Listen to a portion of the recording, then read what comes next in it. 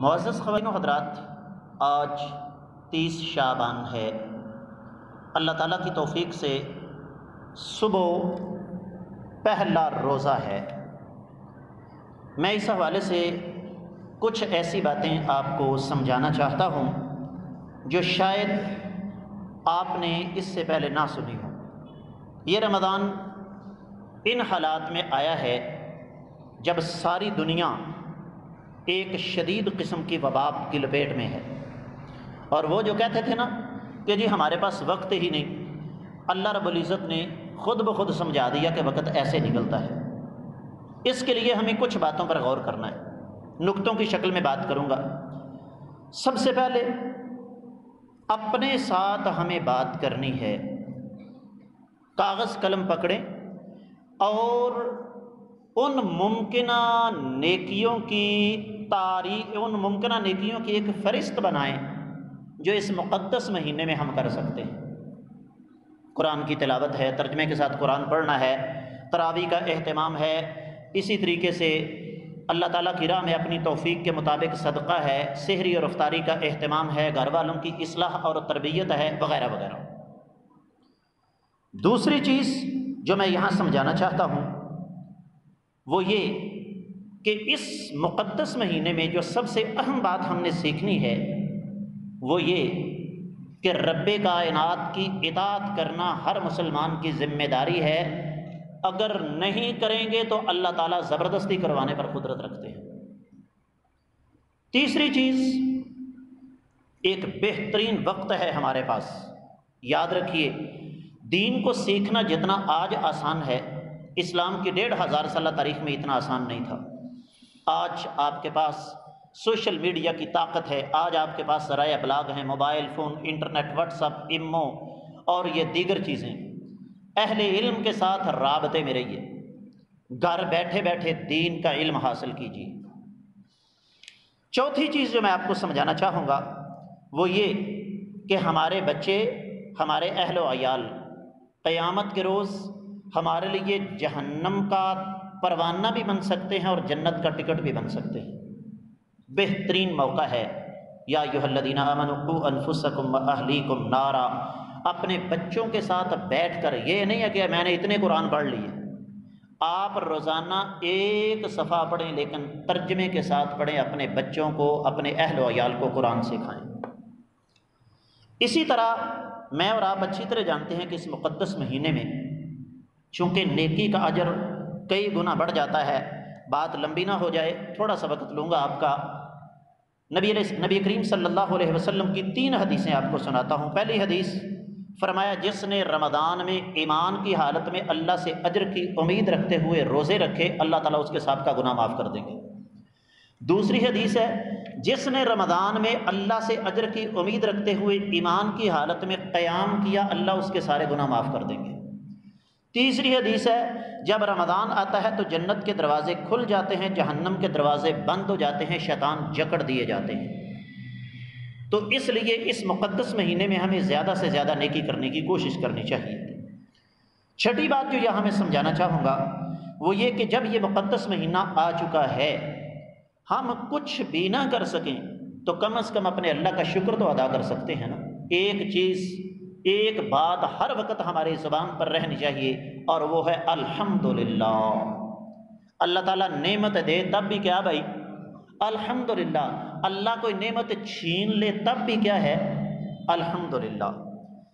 اسی طریقے سے ویسے تو ہر بندہ پلاننگ کرتا ہے، لیکن توازن اور اعتدال میں رہ کر 7ویں بات جو سمجھانا چاہتا ہوں، اس مہینے میں مناسب حد تک ہمارے پاس سحری اور افطاری کا بندوبست ہونا چاہیے، اور اس سحری اور افطاری میں ہم صرف بذات خود اپنا اور اپنے اہل و عیال کا پیٹ نہ پالیں، بلکہ اپنے ساتھیوں کا، رشتہ داروں کا، عزیزوں کا، فقراء کا، غرباء کا، مساکین کا بھی خیال رکھیں۔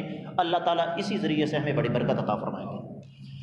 8ویں بات جو میں آپ کو سمجھانا چاہتا ہوں وہ یہ ہے کہ چونکہ حالات اس قسم کے ہیں، یہ حالات ہمیں بتا رہے ہیں کہ ہمیں اپنے وسائل کو کس انداز سے بڑا سوچ سمجھ کر استعمال کرنا ہے۔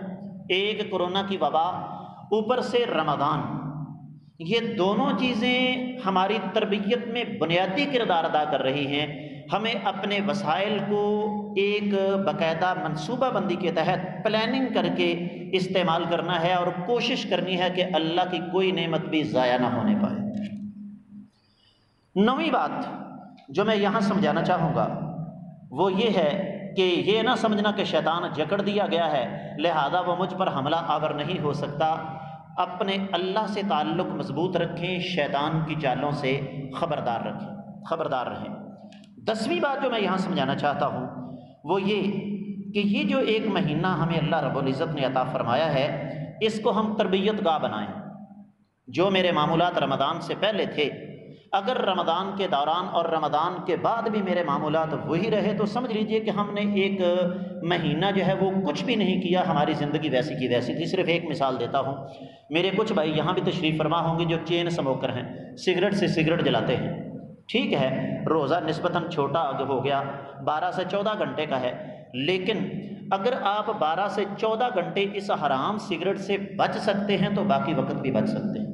صرف ایک چیز میں نے آپ کو بتائی، ورنہ گالی گلوچ سے بچنا، جھوٹ سے بچنا، چغلی سے بچنا، بد زبانی سے بچنا، بد کلامی سے بچنا، جس کو کہتے ہیں بسیار خوری، اوور ڈائٹنگ، اندھوں کی طرح کھاتے رہنا، اس چیز سے بچنا، یہ بہت ساری چیزیں اس میں آ جاتی ہیں۔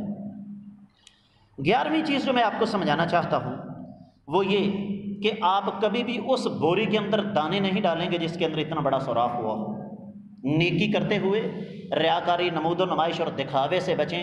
یہ نہ ہو کہ ہماری نیکیاں ضائع ہوتی چلی جائیں۔ روزہ رکھ کے چغلی غیبت انسان کرے، بد زبانی بد کلامی کرے تو اس نے روزہ نہیں رکھا بلکہ اس کو بھوکا پیاسا رہنے کی ایک بیماری لاحق ہوئی ہے۔ 12ویں چیز جو میں آپ کو سمجھانا چاہتا ہوں وہ یہ کہ اس مقدس مہینے کو عبادت کے لیے مخصوص کریں۔ بہت سارے لوگ، اللہ تعالیٰ معاف فرمائے، اب تو خیر حکومت کی سختی کی وجہ سے کافی حد تک معاملہ کنٹرول ہو گیا نا، ورنہ اللہ تعالیٰ معاف فرمائے ہمارے وطن عزیز پاکستان میں جتنا 2 نمبر مال ہے وہ سارے کا سارا رمضان میں مارکیٹ میں آ جاتا ہے۔ اس کو فلمیں دیکھنے کا مہینہ مت سمجھیے، اس کو سو کر گزارنے کا مہینہ مت سمجھیے، سنت کے مطابق اس مہینے میں اللہ کو زیادہ سے زیادہ یاد کیجیے۔ 13ویں بات جو میں آپ کو سمجھانا چاہتا ہوں وہ یہ کہ دنیا کا تنہا ترین شخص وہ ہے جس کو مطالعہ کا شوق نہیں ہے۔ پڑھنے کی عادت ڈالیے، اپنے اسلاف کی سیرت پڑھیے، نبی علیہ الصلوۃ والسلام کی سیرت پڑھیے، صحابہ کرام کے واقعات پڑھیے، مجاہدین کی داستانیں پڑھیے، اپنی تاریخ پڑھیے اس مقدس مہینے میں، تاکہ ہمیں پتہ چل سکے کہ ہم کن کی اولاد ہیں۔ اور اسی طریقے سے 14ویں چیز جو میں آپ کو سمجھانا چاہتا ہوں وہ یہ کہ مسلمان کبھی بھی زندگی کا سفر اپنے جسمانی طاقت کے بل بوتے پر نہیں طے کرتا، یہ بات ذہن میں رکھیے گا۔ زندگی میں بہت سارے ایسے مواقع آتے ہیں جہاں جسم جواب دے جاتا ہے، روحانی طاقت کام آتی ہے۔ اس لیے اس مقدس مہینے میں اپنی روح کو ہمیں طاقتور بنانے کی ضرورت ہے، اور وہ طاقتور کیسے ہوگی؟ اللہ کی عبادت کر کے، نبی علیہ الصلوۃ والسلام کی اطاعت کر کے۔ اسی طریقے سے جو 15ویں اور آخری بات وہ میں یہاں آپ کو سمجھانا چاہتا ہوں وہ یہ کہ اللہ مالک العلام رب الجلال والاکرام نے ہمیں اگر اس مہینے میں اپنی تربیت کا موقع دیا، نیکی کا موقع دیا، بہت سارے بے نمازی اس مہینے میں نماز شروع کر دیتے ہیں، بہت سارے اپنی زبان کی حفاظت نہ کرنے والے اس مہینے میں زبان کی حفاظت شروع کر دیتے ہیں۔ اگر اس مہینے میں ہم اپنی بری عادات کو چھوڑ رہے ہیں، نیکی کی راہ پر چل رہے ہیں، تو ہمیں اس مہینے کی ابتدا سے ہی اس بات کا عزم کرنا ہے کہ ہم انشاءاللہ اللہ ملک العلام رب الجلال والاکرام کی توفیق سے اس کے بعد بھی اپنی تربیت کو جاری رکھیں گے۔ اللہ تعالی ہمیں اس بات کی توفیق عطا فرمائے۔